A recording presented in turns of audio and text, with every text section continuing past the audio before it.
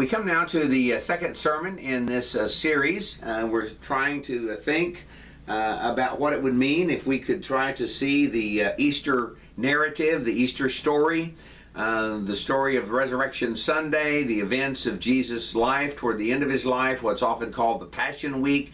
If we were to look at the events from the Triumphal Entry Sunday to Resurrection Sunday, in the context, a larger context of the gospel. And so in this study today, we're going to think about how that might occur as we look through the lens of the Gospel of Mark. Obviously, there are four Gospels, and so there are four different perspectives that are a part of this series. And we also have a final sermon that deals with the rest of the story. That's specifically focused in Acts, how the story of resurrection was lived out in the life of the early church and what is said in some of the letters to help us understand the importance of resurrection in the life of the early church. So, seeing Easter through the lens of the gospel, and specifically today we're thinking about the Gospel of Mark, reviewing briefly. Perhaps you've already seen the first video in the series, perhaps not. Perhaps you've seen some of the other videos in the series before you watch this video.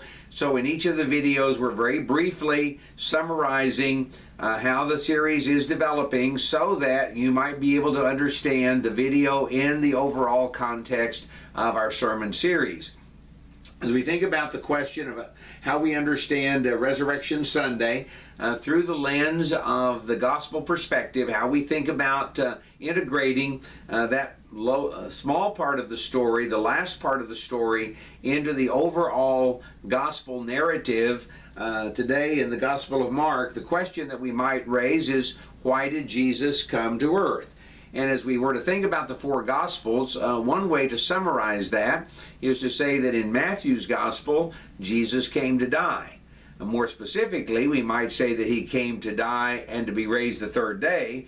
But simply thinking about how that is very starkly presented in Matthew 16:21, totally outside the expectation of the Jews, Jesus came to die. Today in Mark's Gospel, we're going to develop the idea Jesus came to serve. You may remember the text, he did not come to be served, but rather to serve. We often stop. We also often put a period there, but there's really not a period there. The text continues. It's a comma at best.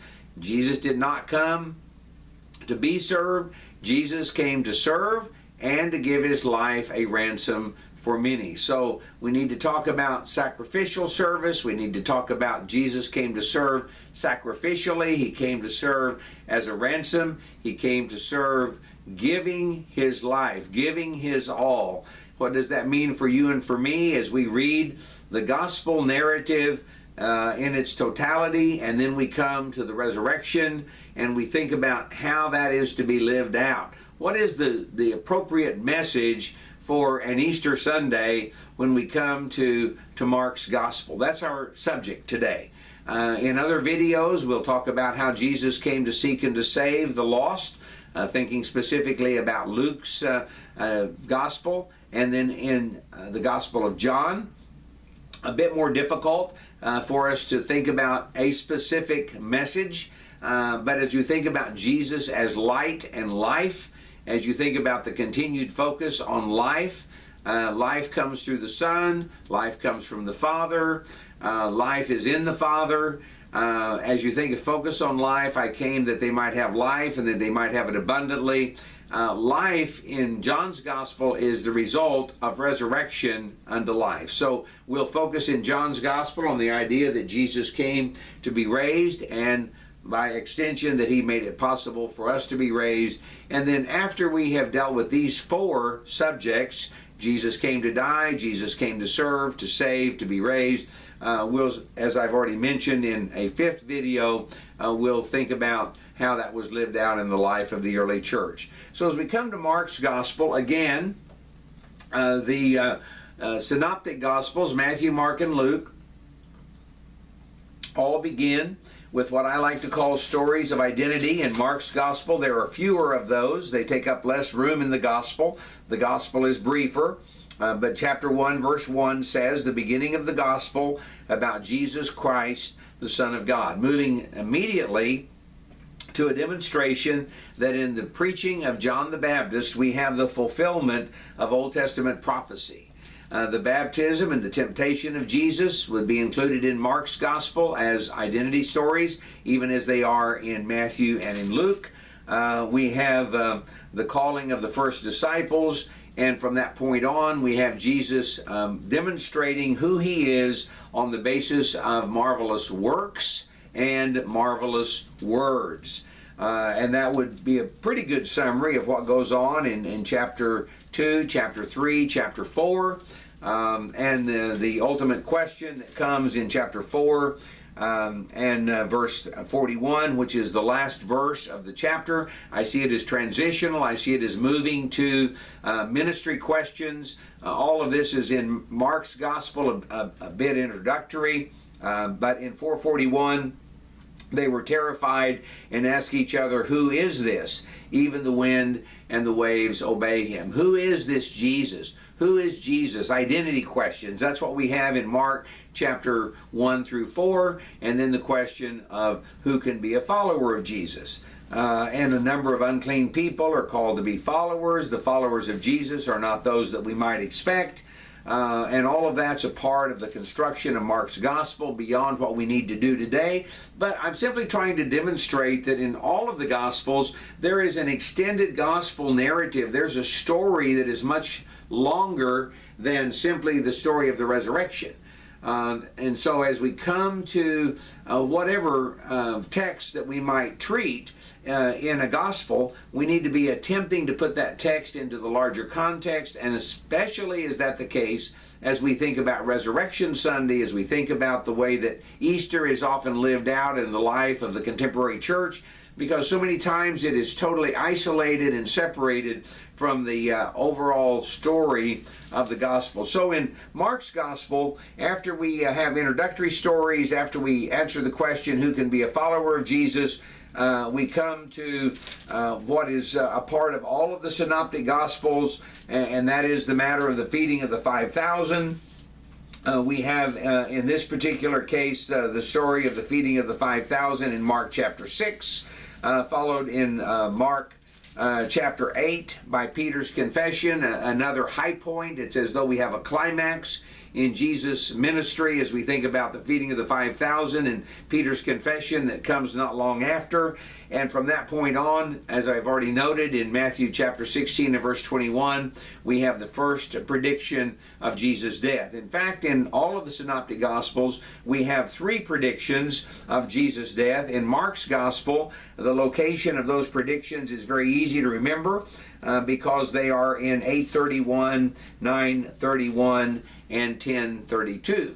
After the third passion prediction, the prediction of Jesus' death, in 10:32, we have the encounter with James and John where they're requesting to be seated at the right and at the left of Jesus. And I want to use the text then of 10:45. We'll begin the reading in 10:42. I want to use this text to try to show how Mark shows that Jesus came to serve and to give his life a ransom for many. The text says this: Jesus called them together and said, "You know that those who are regarded as rulers of the Gentiles lord it over them, and their high officials exercise authority over them. Not so with you. Instead, whoever wants to become great among you must be your servant. Whoever wants to be first must be slave of all. For even the Son of Man did not come to be served, but to serve and to give his life as a ransom for many." Many times as we read the text, we tend to put a period after this idea of service. Jesus did not come to be served, but to serve, period. But the text actually continues with a comma, and to give his life a ransom for many. Two sides of the same coin then are service and sacrifice. Almost everyone is willing to serve as long as there's no sacrifice involved. I'm more than willing to help in whatever way I can help as long as I don't have to go out of my way to do it. But this idea that service and sacrifice go side by side are two sides of the same coin, that one is impossible without the other, a kind of service that is essentially slavery, and that's the word that he uses. Whoever wants to be first must be slave of all. Most of us are not very interested in slavery. We're not very interested in making ourselves totally available in whatever situation, in whatever circumstance, to the people around us. And so as we think about service, many times we pay lip service to the concept of service, but we really don't know how to live it out.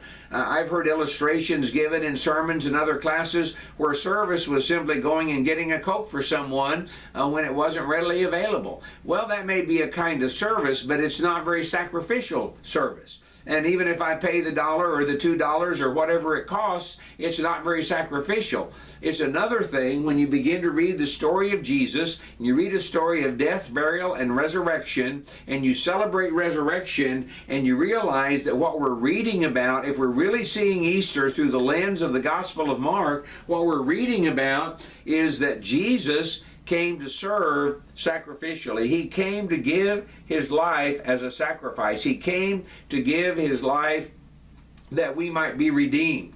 And so as I read this text and I think about Romans chapter 12 verses 1 and 2 and living sacrifices, I wonder sometimes if we've totally missed the point.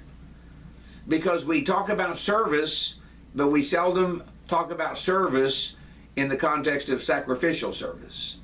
If I really want to serve, if I'm really committed to serving another person in the Spirit of Jesus, I also will experience death in order that resurrection is powerful in my life. And what Jesus says is so telling as we think about the contemporary church and how much we have bought into the value system of the world about us. Because Jesus clearly says, among the Gentiles, among those who are pagans, among those who are unbelievers, the rulers are those who lord it over other people. The high officials exercise authority. He says that's not how it works among God's people. That's not how the church works. That's not how disciples see one another. That's not who we are. It shall not be so among you, not so with you. And so the leadership model that Jesus is setting forth in the church is that the servants are those who are on the bottom. The servants are those who are willing to share with all, and those are in fact the leaders as well. It may not be as clear in Mark's gospel in this text that the application is to leadership, but a parallel text in Luke 22 makes very clear that the subject can be applied to leadership. So I read Mark's gospel. I read specifically this text immediately after, beginning in chapter 11. We read of the triumphal entry. We're ready to begin the final week. The capstone of Mark's gospel, getting ready for that last week leading up to the resurrection. The capstone point is that Jesus came to serve and to give his life a ransom for many. How does that work out in my life? I come to church on Easter. I hear a story of resurrection. I read about Jesus' resurrection. I try to think of it in a larger context. What does it mean to me? It means to me, as I look at the fifth sermon in the series, as I look at where we're going, it means I die daily. That I am united in his death in order that I might be united in his resurrection. I live by the same principle. Resurrection is mine because I also am committed to serve and to serve sacrificially. And in that way I imitate Jesus. As I imitate Jesus and become like him, he blesses me also with life eternal and resurrection. I'm united in his death in order to be united in his resurrection. We'll explore that thought and expand that thought in the last video in the series. But suffice it to say for now, if we understand the Gospel of Matthew as the basic foundation, the Gospel of Mark, as the basic foundation for the resurrection story, we come up with a new perspective. We come with a new idea and fresh ways to apply these ideas in our own lives as we also serve sacrificially. May God bless us in our study of God's Word. Thank you for joining us today.